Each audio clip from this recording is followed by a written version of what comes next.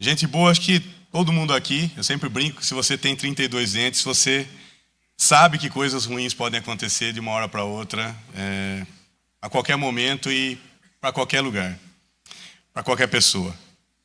Por mais que você tenha fé, por mais piedoso que você seja, por mais que você ore, por mais experiência com Deus que você tem um currículo de bons serviços prestados ao reino, por melhores que sejam os seus planos, você sabe que às vezes a vida dá um jeito de puxar o seu tapete e de passar feito um trator por cima de tudo isso. Muitos aqui já experimentaram essa realidade mais de uma vez, inclusive. Não foi só uma, foram várias. Mas, irmãos, a gente, lá no fundo, a gente crê que certos males não vão alcançar a gente. Parece que a gente tem lá no inconsciente um catálogo assim, essas coisas eu espero, tolero, essas coisas sim, mas essas aqui jamais, essas nunca vão alcançar minha casa. Nunca. A gente acredita cegamente que existem linhas que Deus não vai ultrapassar. Eu não sei onde a gente baseia isso, não sei onde a gente leu isso, não sei onde a gente firmou isso, mas está lá. É uma crença, quase um dogma dentro do nosso coração. O problema é que a gente não tem essa garantia. Não existe essa lista do que pode acontecer e não pode acontecer. Estamos entre Gênesis 3 e Apocalipse 21, então tudo pode acontecer com a gente. Talvez não seja muito comum, mas você pode esperar. Coisas bem ruins podem atingir nossos lares. Bem ruins. A descoberta de um caso extraconjugal, isso aí desestabiliza qualquer família. Às vezes ela não se recupera mais.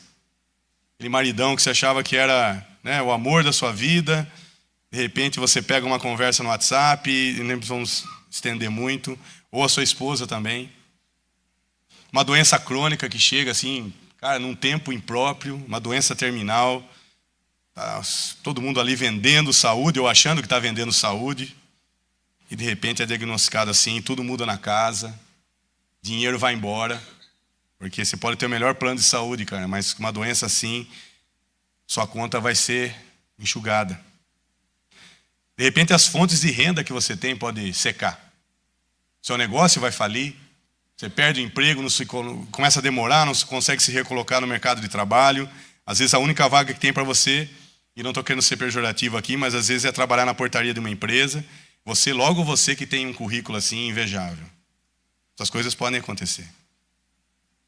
A morte inesperada e trágica, às vezes, de um ente querido, um suicídio, um acidente de trânsito. De repente o telefone toca e você é surpreendido com uma notícia dessas. De repente você descobre que aquele tio tão querido da família estava abusando do seu filho e da sua filha. Fala, rapaz, eu não vim aqui num domingo para ouvir isso, mas eu queria que você ouvisse. A tragédia, às vezes, irmãos, ela vem com força, sem pedir licença.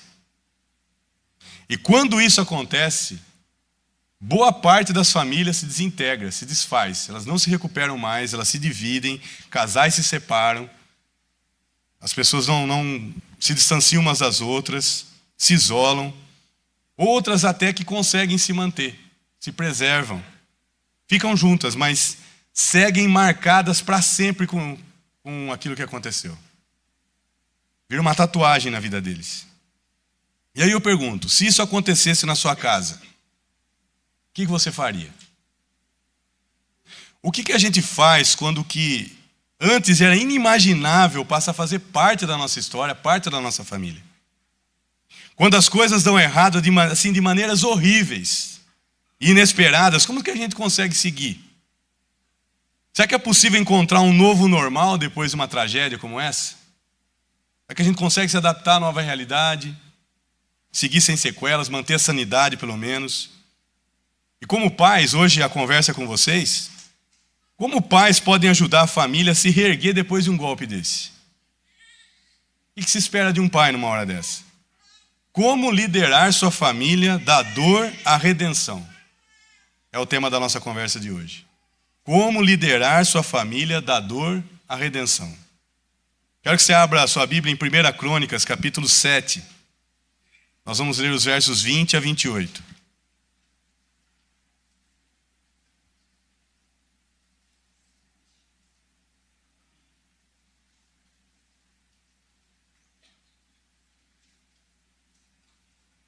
Primeira Crônicas, eu estou lendo na revista atualizada, se puder postar aí. Se não quiser acompanhar no seu smartphone ou na sua Bíblia, vai ser projetado aqui no telão. Olha o que diz aqui. Era filho de Efraim, Sutela, de quem foi filho Bered, de quem foi filho Taate, de quem foi filho Eleada, de quem foi filho Taate, de quem foi filho Zabade, de quem foi filho Sutela.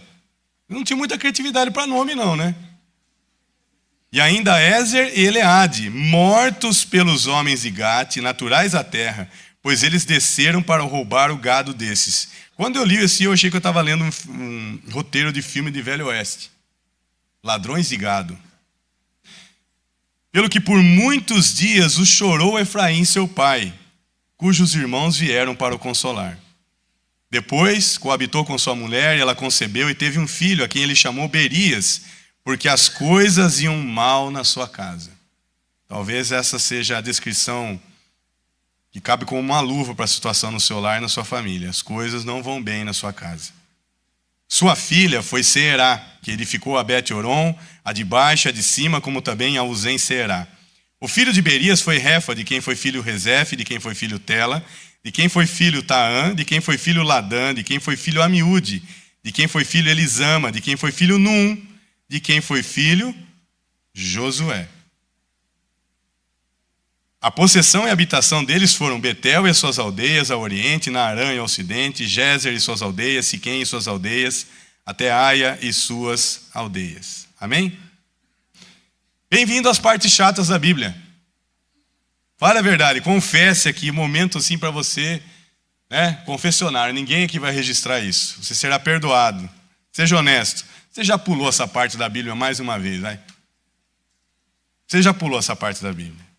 E eu confesso também que é entediante ler esse monte de nome estranho, que nem para escolher um nome para o seu bebê serve, porque é muito nome feio. Oh, que lista de nome feio que tem aqui. Aí você pergunta, cara, que proveito tem isso estar na Bíblia? Eu sei que a Bíblia é inspirada, que a Bíblia é inerrante, eu não estou questionando isso, mas você fica lá, Deus do céu, o que tem a ver esse monte de nome? Você já não tem o livro dos reis, você pergunta? Que Crônicas parece que é um Ctrl-C, Ctrl-V de reis, com esse anexo chato. Mas antes da gente prosseguir, me permita um parêntese aí, para te ajudar a fazer as pazes com esse livro, ou pelo menos com essa parte aqui. Esse livro foi escrito, sabe para quem? Para o pessoal que estava voltando do exílio. Lembra que eles foram expatriados, ficaram 70 anos lá no cativeiro, vivendo em assentamentos, e Deus tinha prometido que depois desse tempo eles iam poder recomeçar, reconstruir, se refazer como nação. Foi publicado lá uma lei, eles conseguem voltar, não voltou todo mundo, mas uma turma voltou. Essa turma está buscando um recomeço. E esse livro foi escrito nesse período, para os encorajar. Porque Reis, o livro dos Reis, primeiro e segundo, fala sobre as falhas humanas, que não foram poucas, e que foram bem profundas. Crônicas vai ressaltar a fidelidade de Deus. Acho que está dando para você entender, né? Reis vai falar da tragédia, e como eles perderam a terra. Crônicas vai falar de esperança. Você começou a ter um viés aí para conseguir fazer as pazes com esse monte de nome? Aí você está perguntando, tá, eu entendi. O livro dos reis, já entendi Crônicas, cada um tem uma ênfase, mais ou menos como os 4 evangelhos, até aí tudo bem. Mas ainda não consigo entender por que esse monte de nome, esse monte de genealogia que para mim não faz sentido nenhum. De jeito que eu nunca mais vou ouvir falar. Esse monte de nome está aqui porque isso reforça justamente o atributo divino que esse povo que está voltando e recomeçando mais se precisava pegar no momento. Sabe que atributo divino é esse? A fidelidade de Deus. Mas onde que a fidelidade de Deus é vista aqui nesse monte de nome? Na preservação e multiplicação do povo dele. Quando você lê esse monte de nome, significa que Deus preservou esse povo, apesar desse povo. Deus preservou esse povo lá no deserto, preservou esse povo na escravidão do Egito, preservou esse povo lá no exílio. e vai preservar esse povo e vai multiplicar esse povo. Eles vão voltar a crescer. Eles vão voltar a ser grandes. Eu acho que agora dá para ler um pouquinho essa parte chata, né? Deu para você entender que não é só para indicar a origem, a raiz de alguém. Não é só para ter uma árvore genealógica. Fecha parênteses. Mas esse texto aqui não é sobre uma lista de nomes assim, bem estranhos até, que denunciam a falta de criatividade da família. Mas é sobre como uma família marcada por uma dor tão grande conseguiu encontrar um lugar de bênção no futuro. Vocês viram onde começa a história da família? Eles estão no Egito ainda. Onde é que eles terminam? Josué levou o povo para onde? Onde é que eles vão morar? Em Betel, Siquém. Eles encontraram um lugar de bênção no futuro. É sobre uma esperança não só para os exilados daqueles dias, mas para todas as famílias que sofreram um golpe duro da vida e precisam de uma esperança para não se perderem no caminho. Então eu quero que você olhe mais de perto o que esse texto está dizendo para nós. A gente vai ver uma contingência, a gente vai ver um consolo e a gente vai ver uma compensação. Mais ou menos assim que segue o movimento do texto. Vamos falar da contingência, daquilo que era imprevisto, daquela circunstância. Já é ruim enterrar um filho. Não é o que a gente espera. É esperado que o filho enterre o pai. Se não bastasse ter que enterrar um filho, o Efraim perdeu logo 2 de uma vez. 2 filhos. E não é que ele perdeu os 2 por uma doença, uma situação assim, os filhos já estavam velhos, tinham um problema de saúde. Não. Ele perdeu de forma trágica. Os meninos foram assassinados. Mas eles não foram assassinados por criminosos, mas por serem criminosos. Você está conseguindo chegar onde eu quero chegar? A dor desse cara aqui? Aí você se pergunta, como assim? Como isso pode acontecer na casa de um patriarca, de um homem de Deus? De um cara abençoadíssimo, porque Efraim e Manassés são os 2 netos de Jacó. Lembra quando ele vai abençoar os netos? Aí, a convenção só dizia que você tem que abençoar o mais velho primeiro. E aí o José acha que o Jacó está ficando senil, porque ele troca, ele vai abençoar Efraim primeiro. Mas o Jacó insiste, é teimoso e fala, não, é o Efraim que eu vou abençoar, é o mais novo. Como isso pode acontecer na casa de um cara abençoado, com uma família que vinha lá desde Abraão, Isaac e Jacó, com tanta história com Deus? Onde fica o testemunho dessa gente? Você já imaginou a cara dele, né? Isso, é isso que crê em Deus, olha. E até eu brincava outro dia contando meu testemunho, que se comparasse a minha família com a do meu cunhado, que era católico, a do meu cunhado era candidata à propaganda da Margarina Doriana. A minha jamais. A minha talvez saísse no Notícias Populares. Não bastasse isso, Efraim tinha promessas de Deus, de que a família dele ia crescer e ia prosperar. Jacó prometeu isso para ele. Só que agora a providência de Deus entra em choque com a promessa de Deus. Então esse cara está muito triste porque perdeu os filhos. Está culpado porque não tem pai que não se culpe quando vê um filho se perder. Fala, onde é que foi que eu errei? Será que eu pesei demais a mão? Será que eu tirei demais a mão? E ele está confuso porque se Deus prometeu que a família ia crescer e prosperar, como que a família está diminuindo desse jeito? Dessa forma. Essa é a contingência que ele está enfrentando. Mas aí vem o consolo. O que poderia ter dividido a família, porque famílias aqui podem se perder mesmo, se desfazer, acabou unindo, porque os irmãos chegaram junto. Menos mal. O consolo veio rapidamente. A galera falou, rapaz, o que aconteceu na casa de Efraim? A notícia se espalhou, vamos para lá. Vamos para lá. E não foram só lá para ficar presentes no velório, contando piada, escondido da família que está chorando. Eles se revezaram para consolar aquele irmão abatido. E eu acho que eles fizeram melhor que os amigos de Jó, né? Porque os amigos de Jó, aquela primeira semana foi tudo de boa, porque eles ficaram quietinhos. Quando abriram a boca, e fica a dica, por favor, na hora de um velório, você não tem que falar nada. Máximo Deus abençoe, Deus console e só. As palavras são ruídos naquela hora. Pelo menos o Efraim não ficou sozinho. Ele teve um ombro amigo para se apoiar, ele teve ouvidos atentos para desabafar, para colocar para fora aquela dor. Ele dividiu a dor, dividiu o fardo, a ansiedade quanto ao futuro. Aquilo não resolvia praticamente nada, a dor continuava lá. Mas pelo menos não deixou ele afundar em desespero. Tem coisa que não vai resolver, mas vai te manter em pé pelo menos. Pelo menos ele tinha com quem contar. Já era alguma coisa, pequena, mas já era alguma coisa. Uma grande tragédia e um pequeno paliativo. Mas aí vem a compensação. As pessoas, os irmãos, fizeram o que podiam. Vieram lá, consolaram, oraram por ele, enfim. Aquelas coisas que a gente faz sempre. Mas e Deus? O que Deus fez? Onde é que está Deus aqui? Porque se Deus não impediu aquela tragédia, o que ele fez para compensar todo o mal que eles estão experimentando? Aí no texto, Deus envia um bebê. Deus envia uma criança. Quando eu li isso aqui, de imediato eu lembrei de Isaías 9. O povo está num caos, a escuridão está prevalecendo, e como é que Deus resolve? Mandando um anjo poderoso, mandando um exército, mandando a cavalaria. Deus envia um bebê. Isso aqui parece nada, né? Só que não, daquela criança, do Berias, ia surgir um futuro que ninguém mais esperava ou poderia imaginar ser possível. Aquela vida frágil, pequena, que surgiu no meio do caos, da dor daquela família, trouxe um grande futuro para eles, que haviam sido marcados pela dor. Um futuro de edificação, porque uma das filhas, aliás, é a única mulher na Bíblia que é descrita como edificando cidades. Uma mulher empreendedora.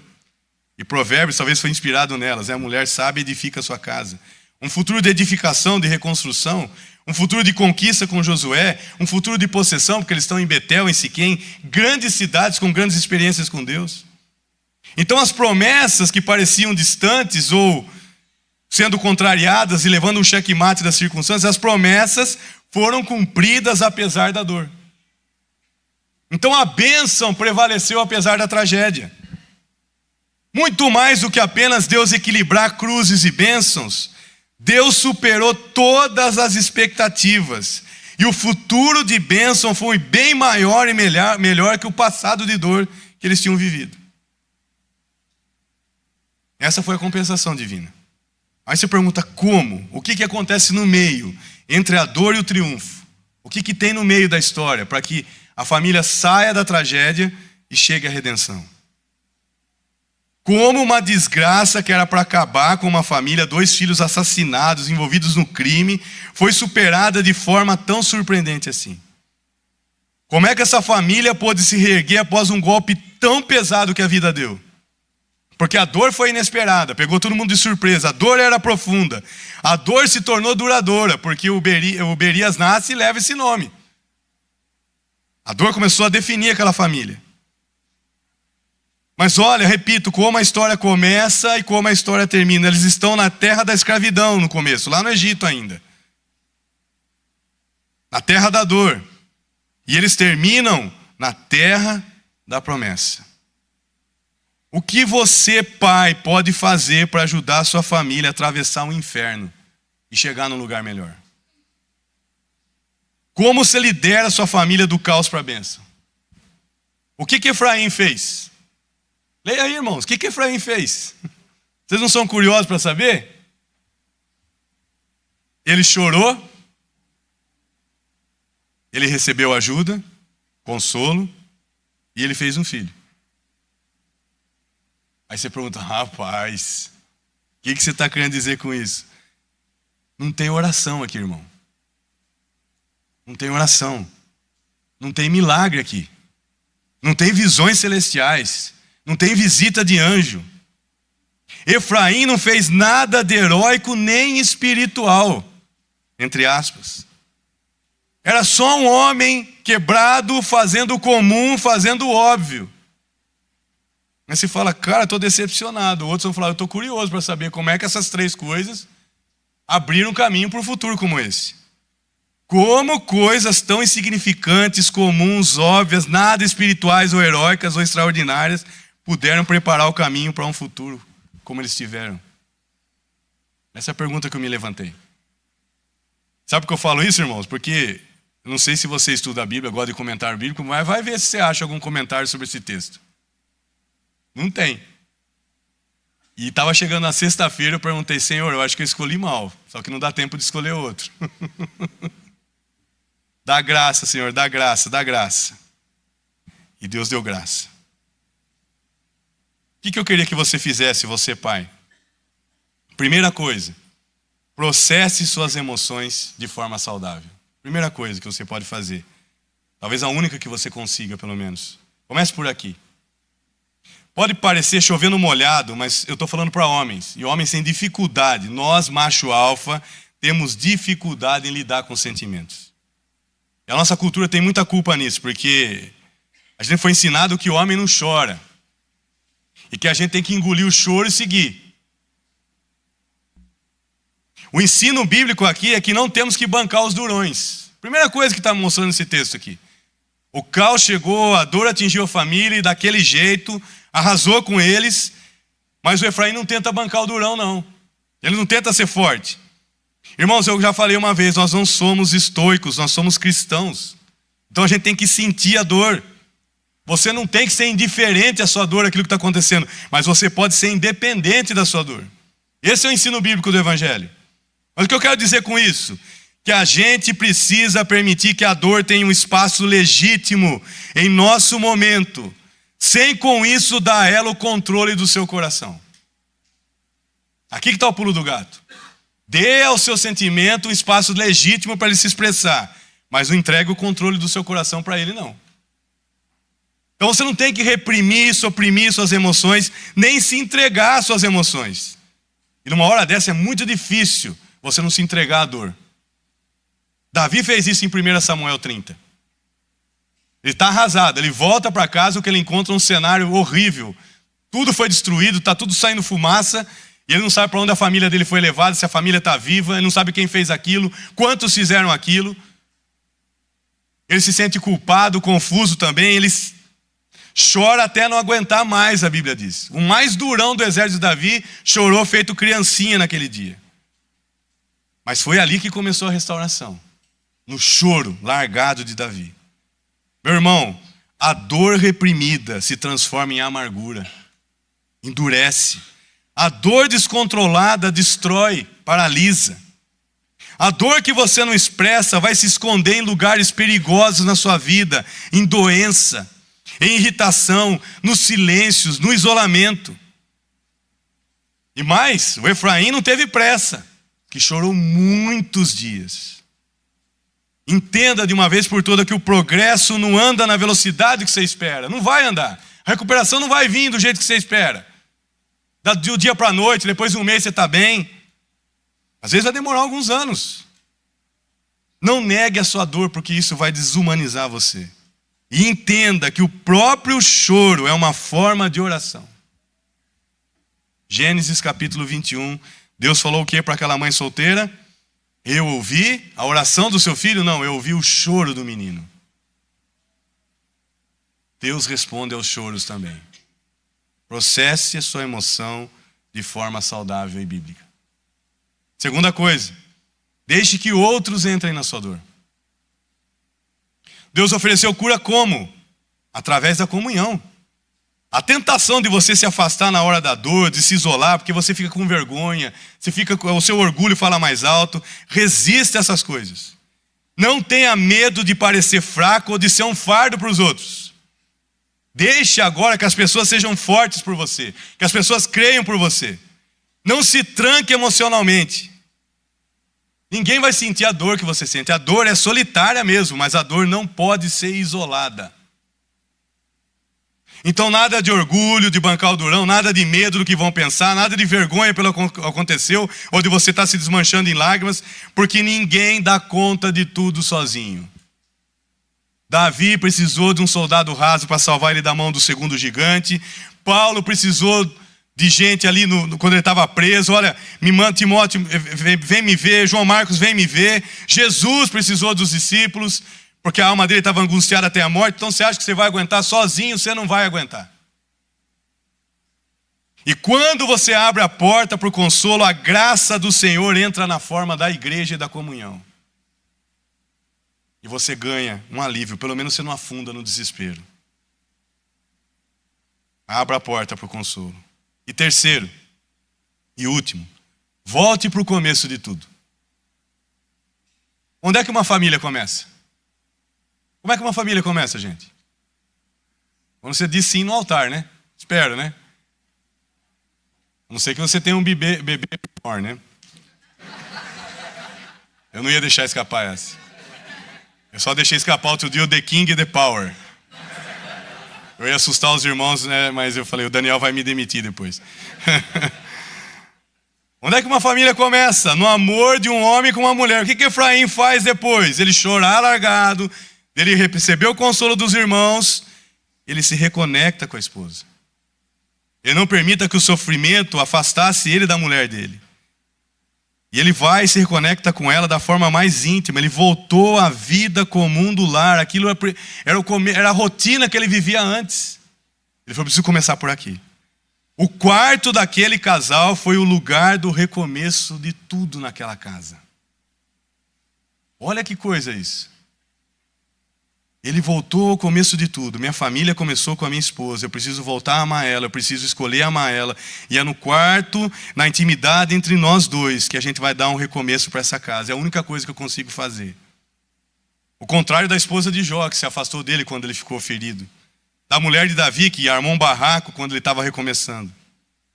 Se olha isso aqui, isso pode parecer bobo demais, pode ser insignificante até, mas foi assim que a humanidade se fez depois do Éden.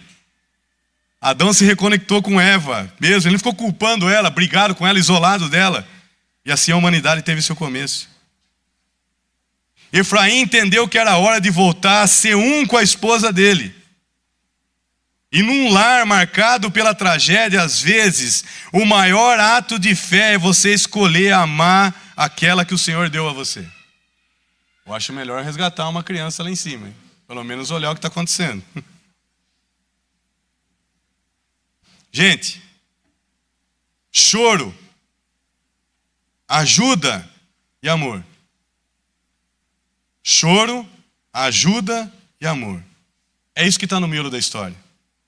Foi isso que serviu de caminho para um futuro de bênção. Aí você fala, só isso? É óbvio que não. Eu não estou falando para você que você não tem que orar. E o fato do texto não mencionar oração não significa que ela não seja importante, irmãos. Mas o que esse texto está querendo dizer a nós pais? Aqui que eu quero que você preste atenção. O que esse texto, com essas coisas que o Efraim fez, está querendo dizer para nós pais? Tudo isso mostra que o caos foi convertido em bênção não pela força, mas pela fraqueza. Guarda o que eu estou falando para você. Você que é pai. Esse texto está mostrando que o caos daquela casa se converteu em bênção não pela força, mas pela fraqueza. Então aqui está o desafio para você. Pais, sejam fracos. Pais, sejam fracos. E quando eu falo seja fraco, não estou falando para você ser um banana. Estou falando para você ser fraco. Entenda que a restauração não depende de você ser forte ou espiritual. Você precisa ser humano. Nossa fraqueza não é impedimento para a bênção do Senhor, é um convite para a intervenção dela. É aceitando, abraçando sua fraqueza que você encontra o caminho da tragédia para a restauração. É isso que o texto está mostrando para nós. O mapa estava aqui. Porque ninguém lida tão bem com a dor quanto gostaria ou deveria. Ninguém lida. O Efraim acabou dando à dor um poder que ela não tinha. Ele batizou o filho dele com aquele nome, Berias. Então ele estava deixando que o passado de dor começasse a definir o futuro da família. Ele não conseguiu superar.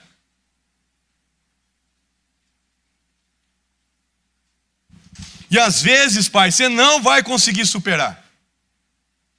Mas a bênção está aqui, porque onde a fraqueza dele prevaleceu, a bênção do Senhor superabundou. A bênção do Senhor não se limitou, irmãos, àquela situação, ela transformou aquilo. A história daquela família não se encerrou com a dor, mas com a bênção. Uma bênção que superou o mal. Uma bênção que prevaleceu sobre a fraqueza do Efraim. E uma bênção que se perpetuou na história daquela família marcada pela tragédia. Nasceu um Josué naquela casa. Nasceu um homem de Deus. E aquela casa chegou onde eles precisavam chegar, no destino que Deus tinha para elas, apesar da dor que eles estavam sofrendo.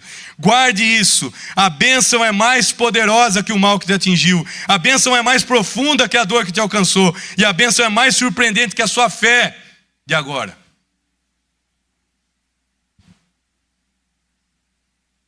Outro dia eu conversava com uma pessoa que está distante da igreja, e com lágrima nos olhos, com pesar e com a voz embargada, ele disse para mim: a bênção parece que não existe. Na minha casa a maldição parece que venceu.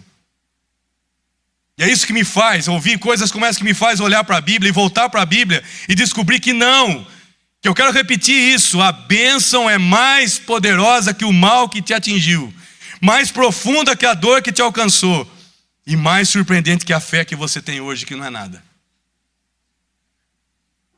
Deus, às vezes, permite que o mal aconteça. Esqueça aquela linha que ele não vai cruzar, porque ele vai cruzar. Deus, às vezes, permite que o mal aconteça, mas nunca que o mal triunfe. Deus permite que o mal aconteça, mas nunca que o mal triunfe. A maldição não vai prevalecer sobre sua casa. A bênção vai vir apesar da dor, apesar do tempo e apesar de você mesmo. A bênção vai chegar. Porque esse é o Deus que nós cremos. Um Deus fiel à sua aliança. Você consegue entender como essa palavra, essa história, abençoou a vida daqueles que estavam tentando recomeçar? Você consegue entender por que ele abre um parênteses e conta a história de Efraim, dessa tragédia que marcou a casa deles? Para mostrar para aqueles que estavam tentando recomeçar, e não só para eles, mas para as nossas famílias, que Deus é o autor da nossa história. E aonde a gente vê tragédia, onde a gente vê caos, Deus pode reescrever e pode dar um final tão glorioso quanto esse que nós lemos aqui. Amém? Eu queria que a gente ficasse em pé, que a gente orasse.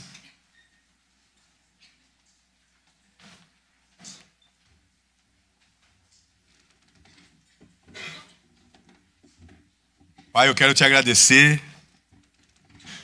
pela revelação do Senhor, pela palavra que é compartilhada, porque essa palavra é viva e eficaz, é a palavra que pode transformar, é a palavra que cria a fé nos corações, é a palavra que alimenta a fé, que sustenta a fé.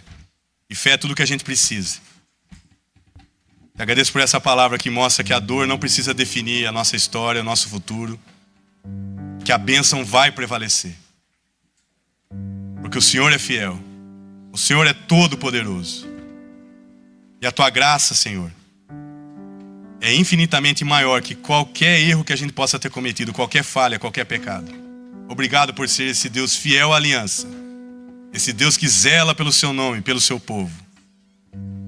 E esse Deus que intervém de maneiras tão surpreendentes. Nos ajuda a entender, Pai, que aquilo que o Senhor está gerando dentro da nossa casa, essa coisa que a gente acha que é pequena e frágil, a bênção está ali. Ali está o futuro que o Senhor quer para nós, como aquela criança que o Senhor enviou para aquele casal. E talvez eles nem esperassem. Pai, eu quero orar porque hoje talvez tenha alguma opressão espiritual aqui. Hoje a gente percebe que o culto está pesado. Mas nós cremos que pelo sangue do Senhor Jesus, todo o mal vai ser repreendido. E o teu povo vai ter clareza, vai ter discernimento, vai ser livre desse jugo. Nos livra dessa opressão, Pai. Nos livra da perturbação, da distração. Nos ajuda para que a tua palavra entre na nossa alma, no nosso coração, essa semente viva, incorruptível, para que gere frutos para a vida eterna. Faz que dos corações jorre fonte e rios para a vida eterna, Senhor. Nos transforma em pessoas que possam abençoar os lugares em que estão. Restaura as famílias, Pai, restaura os lares. Para muitos as coisas não vão bem na casa, mas esse não é o fim da história, porque o Senhor é o autor e consumador da nossa fé. E nós confiamos que o Senhor tem um futuro grandioso para cada um deles. Nos ajuda a permanecer fiéis, a permanecer crendo como podem, enquanto o Senhor não age. A confiar de que nós temos uma bendita esperança que não vai ser frustrada por nada. Nós oramos em nome de Jesus, nosso amado Salvador. Amém.